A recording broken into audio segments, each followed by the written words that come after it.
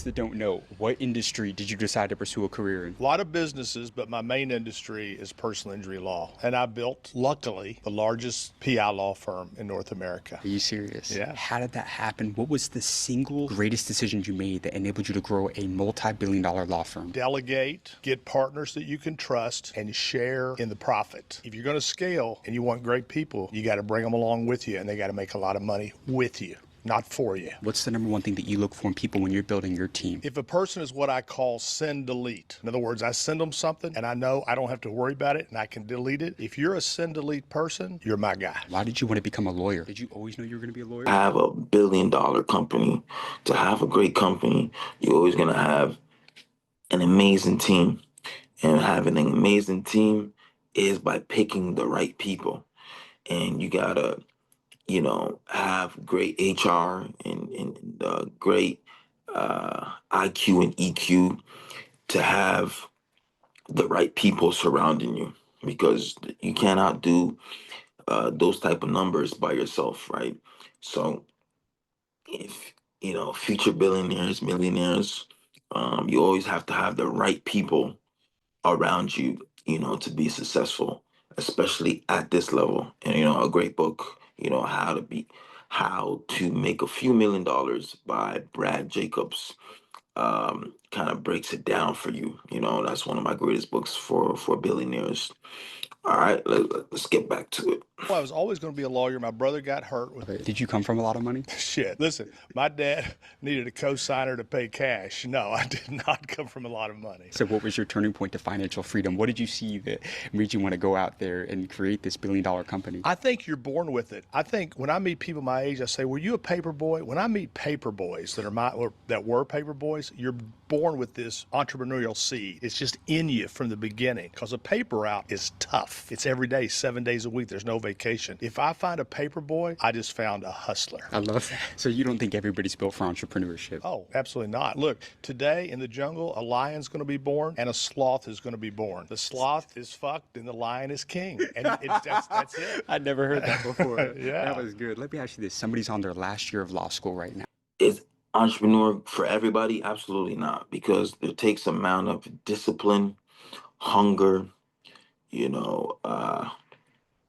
attitude, gratitude each and every day, hard work that, no one's on your back, and you got to be hard on yourself to keep on grinding every day, right? So entrepreneur is not for everybody, and that's okay. That's fine, because, you can be successful in a job. You can be successful helping a billionaire, right? Assisting a billionaire, right? So there's many things that you can do, but you got to make sure, uh, once I'm going into entrepreneurship, I got to give it 110%, or else, you know, you won't get to the status that you're looking for.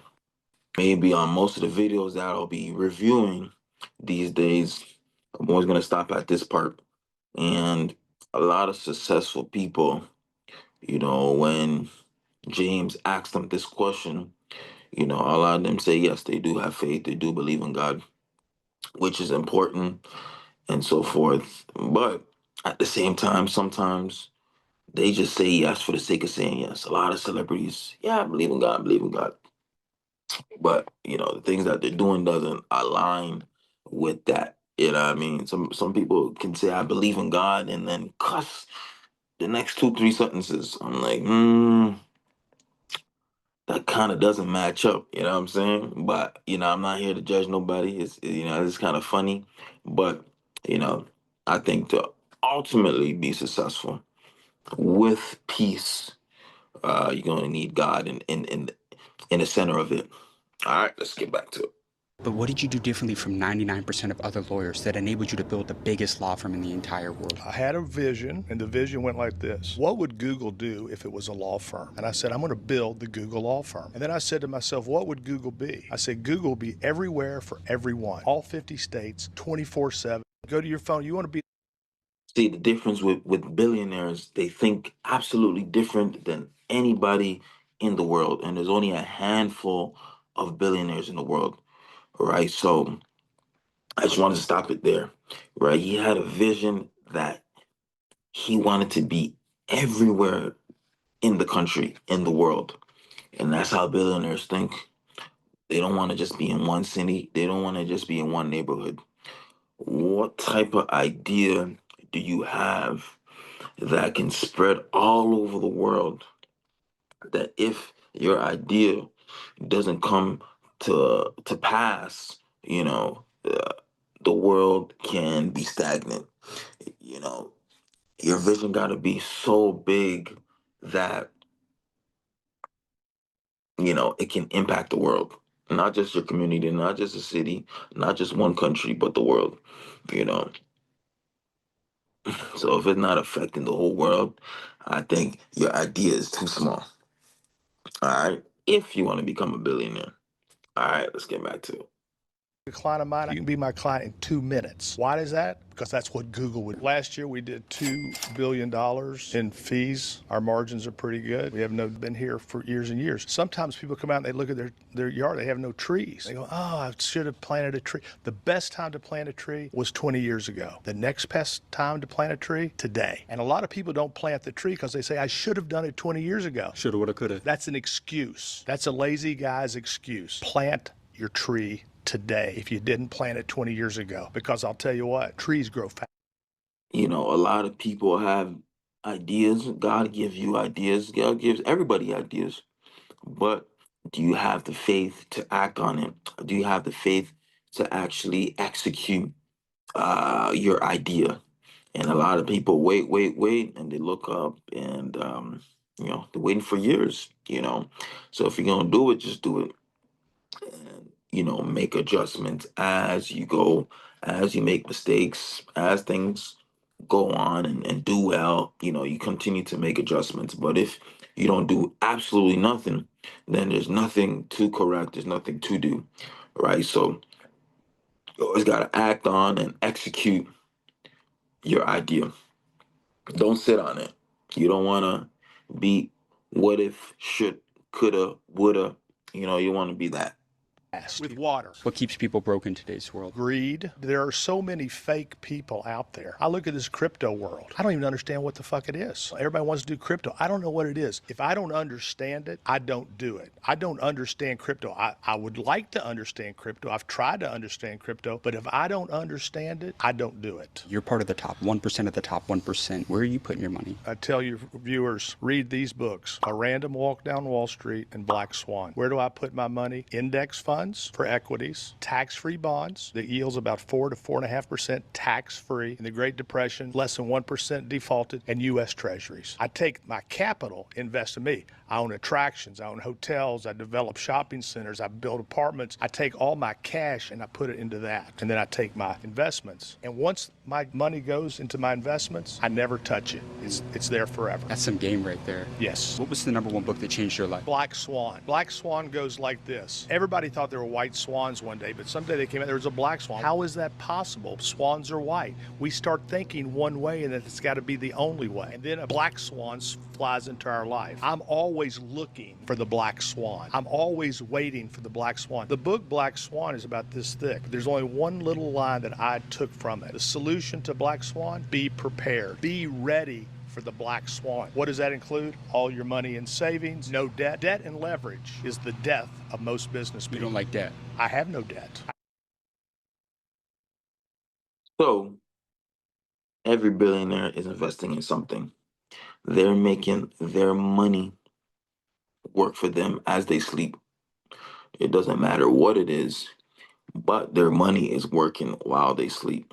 And if you don't get to that point, have a system or have an investment that is doing that, it's impossible, almost impossible to become a billionaire, right? So you got to find a way to make that money work on its own and invest in things, that's going to make the money grow over time, right? As well as successful people, most successful people, they're reading some type of books, right?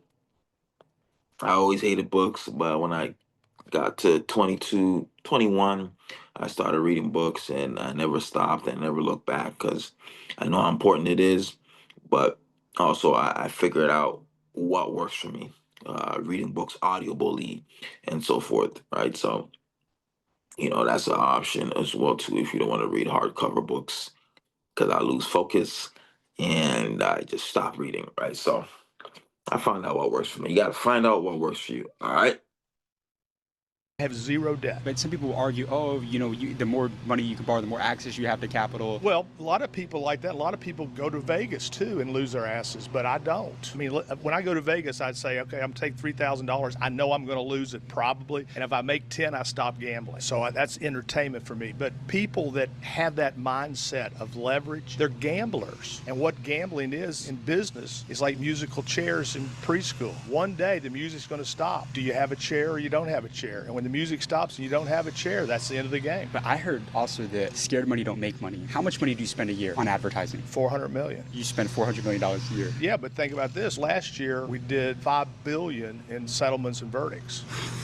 $5 billion. So would you spend 400? I mean, it's less than 10%. How do you know that there's an ROI there? Looking back, you spent $400 million. What was it that made that so successful and enabled you to close $5 billion in settlements? There's two things in my business. There's catching fish and cooking fish. Catching fish, I'm great at, but cooking fish is you got to have the law firm that can actually go get the verdicts. The insurance industry knows who I am because I win a lot. And it's not make-believe. It's not, oh yeah, it's real verdicts. And these insurance companies have a software called Colossus. They know exactly what law firm is going to do on every single case. And they know when they draw me, they're in for a fight. When they draw a lot of lawyers, it's a lawyer taking a knife to a gunfight. I mean, there's no chance. And so you have to have them both. You have to have the marketing, which we have. But if you don't have the lawyers, you're a paper tiger. Because this is a very competitive business. I'm suing the biggest drug manufacturers in the world, the tobacco industry, the insurance industry. Are you not afraid going after them? No, my hero in history was David, who took down Goliath. I love that guy. I love the little guy with the slingshot and right between the eyes. But you're going after these giants. Every day. And guess what? They're shooting back with real bullets. I shoot back with real bombs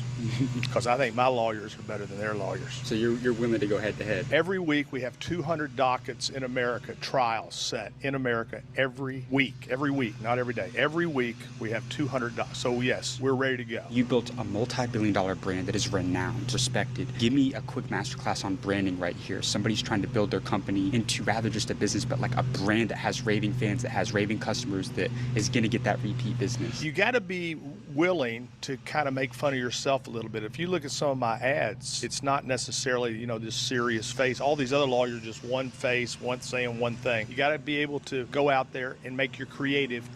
People call ads, that's your creative. Make your creative. But you got to build a brand that people can trust for the long haul. And I think what people want more than anything, they want a winner, they want a fighter because they want to win. And you got to convince them and show them. Funny enough, I would say half of the billionaires in the world, people don't even know that they're a billionaire. Funny enough, sometimes billionaires, they're so low key, you wouldn't even know that they're a billionaire, right? So I would say, I would say half of the billionaires that have their own thing that started from scratch, I think you have to build a brand and, put your face or put something, attached to that brand so everybody knows what it is and who it is, right? So you can't go low key, when you have your own thing starting from scratch, right? And Morgan&Morgan, his face is everywhere. His name is everywhere. So for him, he doesn't need that much marketing, even though he spends 400 million on marketing, right? Because once you see his face, once you see that name, automatically you know what it is. So, right, folks that are starting out, you want to have a brand that once somebody sees that name, they know exactly what you're about. All right, almost done here. Hiring you makes them a winner. And for anybody watching this, say, well, if he did so well in life, he had to win a lot. And I did. But I did it with partners and lawyers who made me better. How old are you now? 69. I would have guessed like 50 though. Well, I look like a fucking $1 million. Of course I you know would have you guessed. do. Of course you would I have. know you do, but if you died tomorrow and all you had left was one more guiding principle for the younger generation, for them to take with them for the rest of their lives, what would that be? The golden rule: do unto others as you would have them do unto you, because I believe in karma. I believe in karma. It comes back, good and bad. Thinking about your network that you've built over these years of the most successful people, from celebrities to other billionaires to just very successful people, what's the best advice you've been given in the last couple of years? I would say there's a great book I read called Give and Take. And that book showed me something that I think I'd practice. And it's this: most people are takers. But it turns out that people who give expecting nothing in return are the ones who end up getting the most. The takers, we know who they are. We guard them like this. But the givers who want to lift you up, to want to raise you up, who want to help you, you become a person they trust. And when you give, you're not expecting anything. But when you get it back, you'll think back, you know what? So I would say it's better to give than to receive. And when you do that, you're actually going to get more than if you try to take. My takeaways from that interview with Morgan&Morgan worth, $2 billion is that, you know, business is about people. Everything, is circulated around people. How can you serve people? What idea, what service is, solving a certain problem for people? How can I surround myself with the right people? Right. So it always comes down to people and relationships, right? So, and if you can master people, if you can understand people, it'll help you better understand business and how to operate your business properly so you can become a millionaire. You can become a billionaire. All right. Welcome to the Billionaire Morning Show.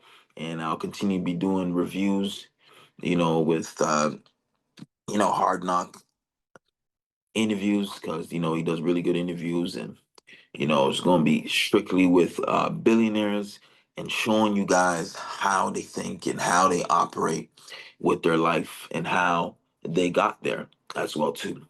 All right, see you guys at the top. Peace.